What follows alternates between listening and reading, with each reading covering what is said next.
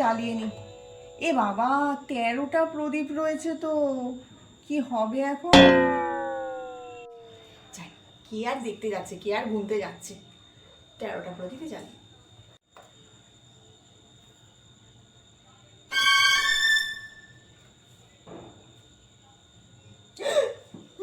এরা কারা? কোত্থেকে এলো? ও বাবা গো, আমি 14 প্রদীপ দিতে হবে, তোমরা বুঝতে পেরে গেছো? 13টা প্রদীপ।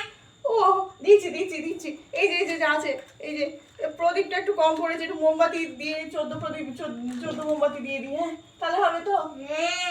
বাবা গো, ও বাবা গো,